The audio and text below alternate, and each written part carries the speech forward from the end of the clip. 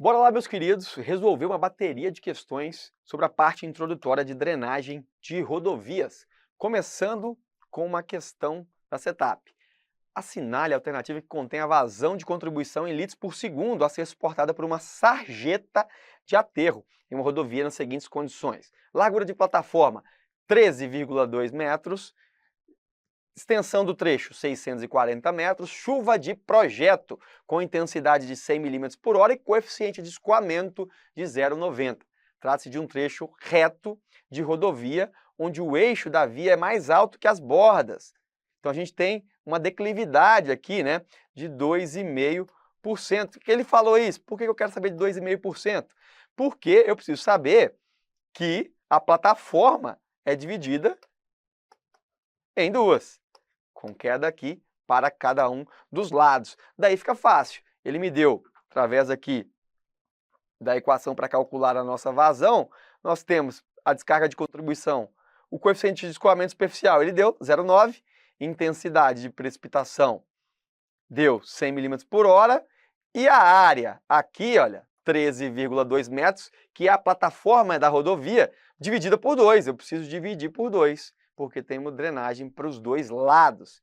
E aqui a nossa sarjeta dos nossos dois lados aqui, vezes, claro, o comprimento, que vai acumular ali essa água, né? Qual é a vazão, então? 380,16 metros cúbicos por hora. Só que a questão foi dada em metros cúbicos por segundo, então 1 hora 360 segundos, 3.600 segundos, 1 metro cúbico 1.000 litros. Então veja, eu uso essa expressão e transformo na unidade que eu quiser, gabarito letra D. A adequada definição dos hidrogramas de projeto nos diversos pontos notáveis do sistema de drenagem é uma atividade essencial para o sucesso da medida proposta. Sobre estudos hidrológicos voltados à drenagem urbana, é incorreto afirmar que, ora, em virtude da carência de dados fluviométricos, que poderia subsidiar a análise estatística de cheias, normalmente são adotados dados empíricos, obtidos de observações em loco, para a definição de hidrogramas de projeto. Aqui, da onde a gente tira essas expressões? Da curva IDF, né? Intensidade, duração e frequência da ocorrência ali das precipitações. Só que não são dados, né, fluviométricos, são dados pluviométricos. Pluviométricos, de água pluvial. De onde vêm esses dados? De pluviógrafos e pluviômetros, que são instalados ali em diversas regiões do país. Então, de cara, eu já vi que essa questão está o quê? Incorreta. Segundo, os dados necessários à elaboração desses estudos compreendem características hidráulicas, geomorfológica, condição de permeabilização, tempo de concentração, precipitação de projeto. Ok, projeto de canalização. O mais importante é considerar a vazão de projeto, os picos de deflúvio associados e a precipitação crítica e o risco assumido, é claro, risco assumido aqui está em função do tempo de retorno.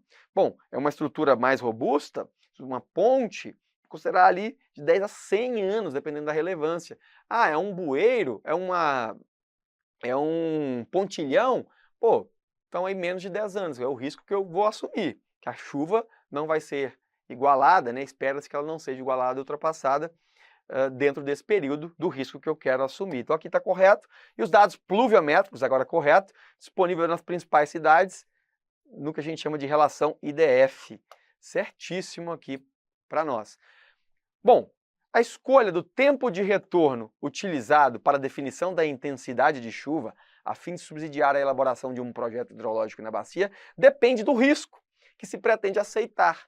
Veja, se nós temos aqui essa curva de intensidade e tempo de chuva e dentro o traçado do período de retorno. Veja bem, o período de retorno de 50 anos, para uma chuva de 20 minutos, ele vai me dar a maior intensidade, a curva mais alta. Vai me dar aqui 180 milímetros por hora. Se eu tenho mais apetite ao risco, se a minha estrutura ela não tem tanta importância significativa, não é significativa no projeto, posso adotar, por exemplo, um tempo, né, um período de retorno de 5 anos, o que vai me dar, nos mesmos 20 minutos, que é o tempo de concentração da minha bacia, que é o tempo onde todo mundo colabora para a vazão no exutório, já me dá um pouco menos de 150. Então veja, o apetite ao risco vai me fazer ter estruturas mais ou menos robustas, aqui no caso traduzidas em tempo de retorno ou probabilidade de ocorrência, né, que seria probabilidade 1 sobre o período de retorno. Então aqui está certa essa questão. O estudo das relações ou curvas de intensidade, duração e frequência permitem a estimativa da altura pluviométrica associada a uma determinada frequência ou risco para uma dada duração. Definir duração, definir tempo de retorno, vou calcular ali a estimativa através das curvas IDF. Qual é a definição de tempo de recorrência ou tempo de retorno? O que é TR? Intervalo médio em anos para que um evento seja igualado ou superado. Intervalo médio é dado pelo inverso da probabilidade de que o evento seja igualado ou superado. Claro, aqui também o tempo de retorno, então é 1 sobre a probabilidade. Tá ok? Se a gente coloca 1 sobre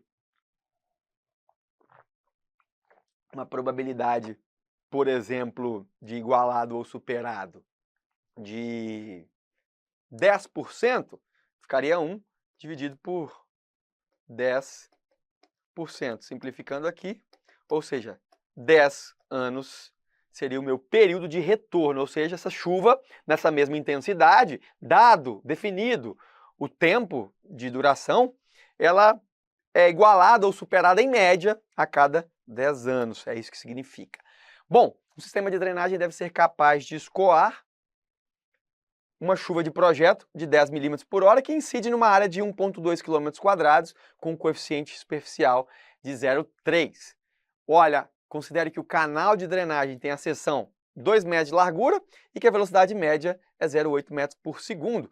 O que a questão quer saber? A altura mínima que este canal deve possuir de forma a drenar adequadamente a chuva de projeto, na situação em que ela ocorra de forma contínua. Ora, aqui, um conhecimento mais multidisciplinar. Eu preciso saber não só da vazão em função do coeficiente aqui de contribuição, né? Desculpa, do coeficiente de escoamento superficial, como também, dado a vazão, eu tenho que utilizar lá a equação de vazão, que me dá que vazão é velocidade vezes área. Se eu já tenho a velocidade de 0,8 e a base de 2 metros, eu só preciso definir a altura. A altura, então, é de 0,625 metros para conseguir escoar. Então, aqui nós temos a pressão atmosférica, um canal, ou seja, um conduto livre. 0,63 metros é a altura mínima deste canal. Lembrando que a gente não trabalha só na altura mínima, sempre tem uma folga ali no bordo, né? Então a gente considera que a altura máxima aqui ainda deixa livre uma margem no dimensionamento dos canais. Em um bueiro, deve-se drenar a água que precipita em uma bacia de 1,5 km², coeficiente superficial de 0,4, intensidade de 120 milímetros por hora. Direto, só usar a expressão Q igual a CIA, eu já saio, neste caso aqui, com as entradas seguindo a intensidade de milímetro por hora, área da bacia em km², coeficiente de escoamento adimensional, 20 metros cúbicos por segundo, gabarito letra D, questãozinha direta da FGV. As bacias hidrográficas estão sujeitas a variações significativas das chuvas e suas consequências sobre os terrenos, como enxurradas, alagamentos. Dessa forma, o sistema de drenagem de uma cidade precisa ser dimensionado para comportar as vazões geradas sem causar falhas hidráulicas.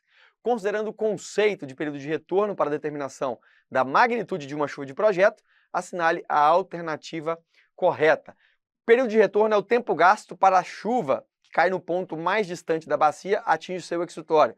Não, isso aqui é o tempo de concentração da bacia. Quanto maior o período de retorno da chuva, menor é o volume precipitado na bacia em um dado intervalo. Na verdade, quanto maior o período de retorno, maior tende a ser o volume precipitado. Afinal de contas, essa chuva, que demora muito mais para ocorrer, é uma chuva muito mais intensa. Período de retorno corresponde ao intervalo médio em tempo necessário, em anos, para que uma determinada chuva seja igualada ou superada. Está aqui o nosso gabarito. Se uma dada chuva com período de retorno de 25 anos ocorrer em uma determinada data, outra com igual período de retorno ocorrerá novamente após 25 anos no mínimo. Gente, a gente não tem essa garantia. Ah, então se o tempo de retorno, período de retorno é de 25 anos, então ela só vai ocorrer depois de 25 anos? Não, com base nos dados históricos, em média ela ocorre de cada 25 anos. Mas pode ocorrer hoje e amanhã ou no ano que vem pode ocorrer novamente aquela mesma chuva. Então espera-se que demore 25 anos, mas eu não posso afirmar isso. Bom, uma bacia de 2 km com diferentes usos do solo contribui para uma seção transversal onde será realizada uma obra hidráulica. Veja, da área total da bacia, 40% é uma área rochosa com baixa permeabilidade e coeficiente runoff, ou coeficiente de escoamento superficial, de 0,85. 50% mata, com coeficiente de 0,2. E o restante, área agrícola, com coeficiente de 0,3. Ora, agora eu tenho uma área de uso misto. Se eu tenho uma chuva de projeto de 180 milímetros, como é então, ou como se espera essa vazão? Qual é essa vazão que será utilizada no dimensionamento? A FGV quer saber isso. Ora, se eu tenho uma área com uso fracionado, cada percentual vai estar associado ao coeficiente de runoff daquela região. Então é basicamente essa mesma fórmula, mas agora ponderada, né? 180 milímetros de chuva por hora, vezes uma área de 2 quilômetros, na qual 0,85, que é o coeficiente, representa 40% da área, mais 50% da área com coeficiente de 0,2, mais 10% da área com coeficiente de runoff de 0,3. Então tá aqui, ó, 40 com 50 com 10, dá 100% da área de 2 km. Então, 47 metros cúbicos por segundo, uma questão um pouco mais elaborada. A percolação da água no interior dos solos homogêneos, isotrópicos e saturados é definida pela condutividade hidráulica, como estabelecido pela lei de Darcy. Conforme apontado pela equação de Darcy, a velocidade de percolação da água, neste caso, é influenciada pelo quê? Pelo coeficiente de permeabilidade multiplicado pelo gradiente hidráulico. É diretamente a velocidade, coeficiente de condutividade hidráulica, vezes gradiente hidráulico. Lembrando que o gradiente hidráulico é a carga hidráulica dividida pela distância percorrida no material granular. Gabarito letra A. A determinação do coeficiente de permeabilidade dos solos é feita pela lei de Darcy. Mesma questão agora da VUNESP. Sendo que a velocidade real de percolação da água é diretamente proporcional. Ora, a velocidade de percolação é diretamente proporcional ao quê? Ao gradiente hidráulico. Está aqui, ó, gradiente hidráulico, que, como eu já disse, H sobre L. Muito fácil, é só lembrar da expressão. Julgue os itens que se seguem, relacionados à hidráulica. Segundo a lei de Darcy, quanto maior for o gradiente hidráulico, mais uma vez, CESP-SEBRASP, maior será a velocidade de escoamento da água em regime laminar e meio poroso. Maravilha, só lembrar da equação e acertar. Um determinado tipo de solo possui gradiente de permeabilidade unitário. Opa! E coeficiente de permeabilidade de 0,05 centímetros por segundo. Aplicando a lei de Darcy, a quantidade de água que permeia uma amostra com seção quadrada de 2 centímetros de lado desse solo ao longo de um dia é de aproximadamente... Ora, aqui nós temos a vazão em função a gente tem lá a fórmula de Darcy, né? V é igual a K vezes I. 0,05 é o nosso coeficiente de permeabilidade. Aqui centímetro por centímetro, ou metro por metro, que é a nosso gradiente de permeabilidade unitário. E aqui a área 2 por 2, que é a seção que foi dada. Para isso, então, eu tenho uma vazão percolada de 0,02 centímetros cúbicos por segundo. Só que ele quer saber em volume, quanto de volume que percolou ao longo de um dia. Daí é só multiplicar por 8.640 segundos, 86.400 na verdade, 86.400 segundos é um dia. A gente chega a 1.728 centímetros cúbicos, que daria 1,728 decímetros cúbicos, que é isso? 10 por 10 por 10, uma caixinha de 10, 10, 10, que dá 1 litro. Então, 1 litro é 1 decímetro cúbico, essas coisinhas básicas que a gente não pode esquecer. Bom, entrando agora em canais. O canal da figura possui declividade de 1% e rugosidade igual a 0,02. Neste caso, a expressão de Manning foi dada pela questão. Portanto, basta calcular a vazão utilizando a fórmula de Manning. Lembrando que o raio hidráulico a questão não deu e é área molhada sobre perímetro molhado. Área molhada, 4 por 2. Está aqui. Raio hidráulico, opa, é a área molhada, está aqui, dividido pelo perímetro molhado. Cuidado, se você fizer este perímetro aqui, você erra, porque esse é o perímetro completo. E eu não quero a lâmina d'água, porque não faz parte, isso aqui é a lâmina d'água, não faz parte do perímetro molhado. Perímetro molhado são as paredes e o fundo, neste caso. Então, 2 mais 4 mais 2, raio hidráulico de 1 metro. Dica, geralmente o raio hidráulico é unitário, quando a gente tem esse tipo de questão. Por quê? Porque ele está elevado a 2/3. E aí, seria puta chato você pegar um número qualquer e fazer ele elevado a 2/3, tá? Então, geralmente ele é unitário. Ele entra aqui porque aí 1 elevado a qualquer número é 1 mesmo, tá ok? Daí é só substituir na expressão. A gente acha que a vazão é de 40 metros cúbicos por segundo. Essa é a vazão do canal pela fórmula de Manning. A fórmula mais conhecida para o dimensionamento de condutos livres usada no Brasil é a de Manning. O escoamento em galerias, canais, sarjetas, geralmente é utilizado nessa fórmula. Velocidade, 1 sobre N, raio hidráulico 2/3, vezes a declividade, raiz da declividade. O coeficiente de Manning, N, utilizado nessa fórmula, está relacionado ao quê? A rugosidade do material, né? O atrito que se tem do fluido com as paredes do canal. Mais uma vez, olha, a gente pode ler a questão toda, mas vamos ver o que ela pergunta, né? A velocidade de escoamento é diretamente proporcional à raiz quadrada da declividade do canal. Ora, se eu tenho um escoamento aqui, velocidade pela fórmula de Manning, 1 sobre N, raio hidráulico, elevado a 2/3, declividade elevada a meio, significa que é raiz, né, da declividade. Portanto, correto, raiz da declividade ou da inclinação do fundo do canal.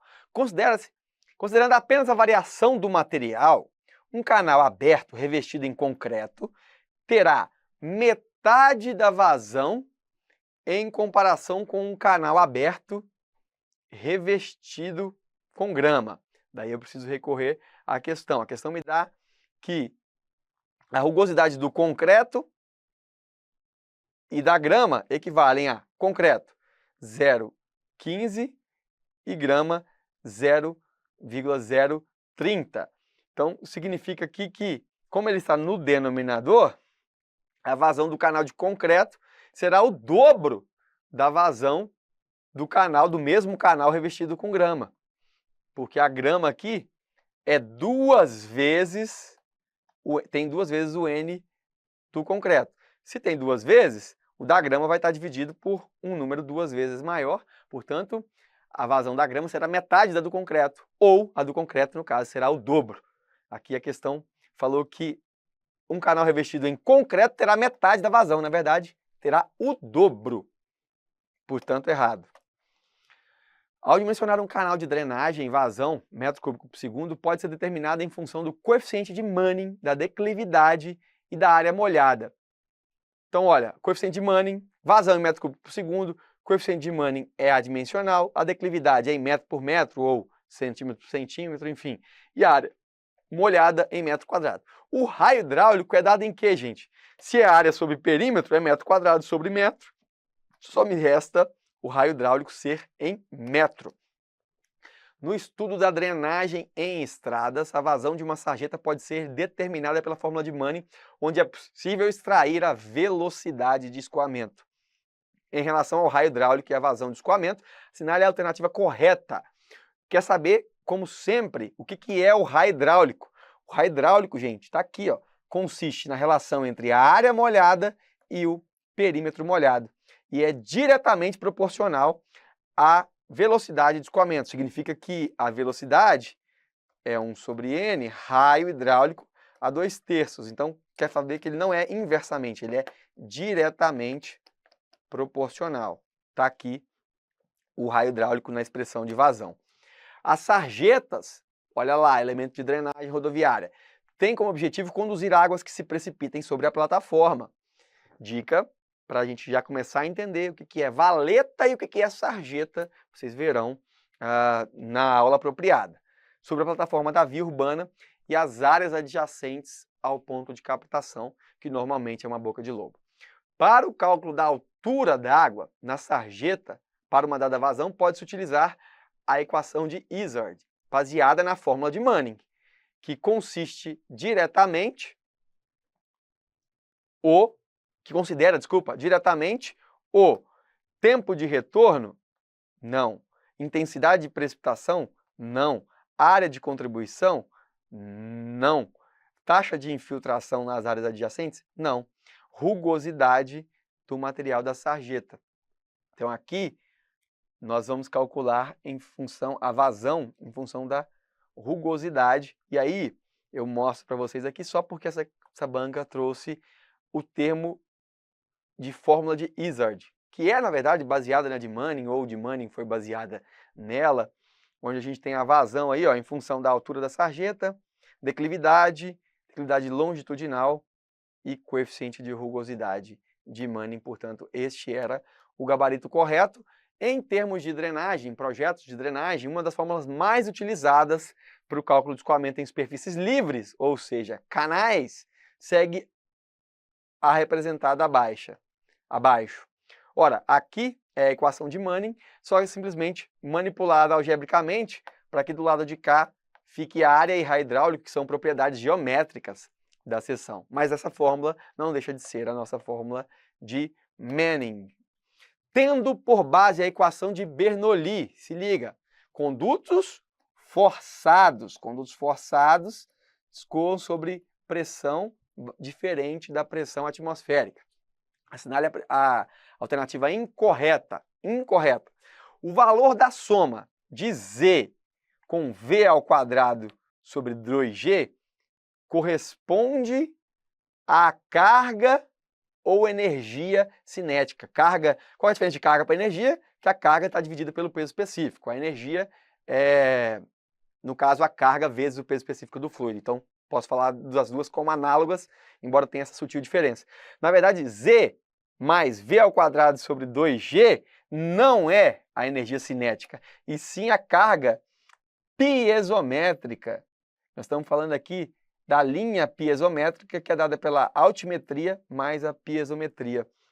Então não é cinética. Cinética tem a ver com movimento e não com posição e velocidade. Aqui no caso a posição está fora, somente a velocidade. Daí o restante correto, né? O valor da soma de P sobre ρ, ou seja, carga piezométrica, mais Z, que é a carga altimétrica, é chamado da cota ou carga piezométrica. Foi o que nós vimos. Ok.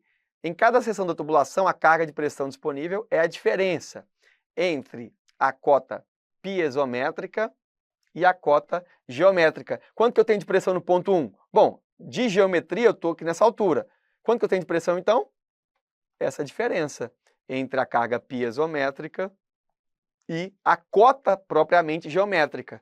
Do mesma coisa no ponto 2. Em qualquer ponto que eu queira saber, eu pego a carga de pressão disponível ali, que é a carga piezométrica menos a altimétrica, multiplico pelo peso específico, chego na pressão. Os termos ΔH12 corresponde à perda de carga entre os pontos 1 e 2. Sim, ok. A soma dos termos P sobre ρ, Z e V ao quadrado sobre 2G corresponde à linha de energia. Se eu somo tudo, chego na linha azul, que é a linha de energia, também correto. O teorema de Bernoulli decorre da aplicação da equação de Euler aos fluidos sujeitos à ação da gravidade, em movimento permanente. Na dedução do referido teorema, foram feitas várias hipóteses, exceto, ora, que eu falei para vocês, na dedução das expressões, o líquido perfeito da equação de Bernoulli, então não tem atrito, não considera a influência da viscosidade do fluido, movimento permanente, escoamento corrente, só que o líquido, o fluido, é incompressível e não compressível. Portanto, essa está errada, é o nosso exceto. A equação de Bernoulli é utilizada para descrever o comportamento dos fluidos ideais em movimento no interior de um tubo ou conduto apresenta algumas premissas para sua validação e aplicação, que estão apresentadas a seguir, exceto qual que está errada. O fluido escoamento compressível, permanente, livre de atrito ao longo da linha de fluxo, mas não viscoso. Não tem essa consideração da viscosidade. Na hidráulica, a equação que é obtida a partir do teorema de conservação da energia mecânica, utilizada para descrever o comportamento de fluidos no interior do tubo, sobre condutos aqui, no caso, forçados, é a nossa equação de Bernoulli. Gabarito letra B. Na hidráulica, o escoamento de condutos forçados, existem dois tipos de perda de carga. Quais são os tipos de perda de carga? Localizada e distribuída. Essa soma dos dois vai me dar o H12, né, que é a perda de carga do trecho 1 ao trecho 2, como nós vimos nos outros exercícios. Sesgran Rio agora. No estudo da hidráulica, os condutos são classificados como abertos ou fechados. E em função da pressão que atua no conduto, o escoamento é classificado como forçado ou livre. Condutos forçados ou condutos livres. A possibilidade de um conduto aberto ou fechado em função do tipo de escoamento forçado ou livre são, olha, como eu disse na aula teórica, conduto forçado tem que ser fechado. Escoamento livre pode ser fechado ou aberto, desde que a pressão na lâmina d'água esteja em contato com a superfície, seja pressão atmosférica, mesmo que o conduto seja fechado. Então, uma seção circular com água escoando aqui no nível da metade, por exemplo, se aqui eu estiver pressão atmosférica, eu estou diante de um canal ou de um conduto livre. Pode ser, então, aberta, como é o caso das calhas, né, trapezoidais, por exemplo, como também uma seção circular. Nos condutos forçados, a posição mais favorável para o escoamento é aquela que mantém a canalização acima da linha piezométrica. Isso aqui está errado, tá? Porque se a tubulação está acima da linha piezométrica, aqui está a linha de carga piezométrica, né? Que é pressão mais posição. Significa, veja, a pressão que está nesse ponto, a gente não falou que é a carga vezes o peso específico do fluido. Então eu pego, para saber a pressão no ponto 1, eu pego a carga, que é a carga piezométrica, menos a carga de posição, isso menos isso, me dá a pressão, né? Multiplico pelo peso específico do fluido, que geralmente aqui nesse caso é positiva. Se P1 sobre ρg menos Z1, isso aqui dá menor que zero, ou seja, Z está acima, significa que eu tenho sucção, né? Não deixa de ser um conduto forçado, mas é na posição mais desfavorável. A posição favorável é quando a tubulação está abaixo da linha piezométrica, como de fato é o que acontece nos condutos de um modo geral. Se ocorre o inverso, nós estamos falando então de pressões negativas, tá? E se a canalização coincide com a carga piezométrica aqui, significa que não tem carga de pressão. Significa então que nós estamos falando de um conduto livre, de um canal. Então não tem essa carga aqui de pressão, significa que está escoamento sob pressão atmosférica. Em um conduto forçado, seção circular de diâmetro interno de 100 milímetros, o raio hidráulico vale, opa, está aqui, ó, diâmetro de 100 milímetros, ou seja, 10 centímetros. Quero saber o raio hidráulico. Na verdade, o raio hidráulico aqui em milímetros. Então, a área πd ao quadrado sobre 4, perímetro πd, divida um pelo outro. 25 milímetros é o meu raio hidráulico. Eu disse que as questões gostam de abordar isso. Finalizando aqui, acho que a gente tem mais uma ou duas questões sobre esse assunto. A figura abaixo ilustra 2 pontos com a mesma cota. Então, ó, nós estamos com a mesma cota em um conduto forçado. Então, a pressão diferente da atmosférica. Considere que a aceleração da gravidade é constante ao longo do conduto. Com base no teorema de Bernoulli, assinale a afirmativa correta. Ora, se a densidade do fluido nos pontos 1 e 2 for igual e a pressão em 1 for maior do que a pressão em 2, a velocidade de escoamento em 1 será menor que a velocidade de escoamento em 2. Veja, nós estamos falando de princípio aqui com o teorema de Bernoulli. Nós falamos Z1 mais P1 sobre gama, né? Gama ou ρ vezes G, tá? Que seria ou peso específico ou massa específica vezes gravidade, que também é peso específico. Mais V1 ao quadrado sobre 2G, em tese, tem que ser igual a Z2 mais P2 sobre ρg mais V2 ao quadrado sobre 2G. Ora, posição, um é igual ao outro. Se eu tenho a mesma densidade, ou seja, ρg é igual, tudo está mantido igual, significa que quando a pressão em 1 for maior do que a pressão em 2, para manter a igualdade, a velocidade em 1 tem que ser menor que a velocidade em 2. Por quê? Para manter a igualdade. Então, eu aumento 1, para manter a igualdade tem que diminuir o outro termo, já que Z é uma constante aqui, né? Se eu adoto isso aqui como referência, Z vale 0. Gabarito letra D, muito atento a isso. E agora, mais uma questão agora da FGV, acho que essa é a nossa última questão. Uma tubulação vertical de 200 milímetros de diâmetro apresenta um pequeno trecho com uma seção contraída, está aqui, de 100 milímetros. No ponto 2, a pressão é 10,3 metros de coluna d'água, ou seja, 1 atm. Em uma seção 2 metros acima, a seção contraída 2, a pressão é de 11,3.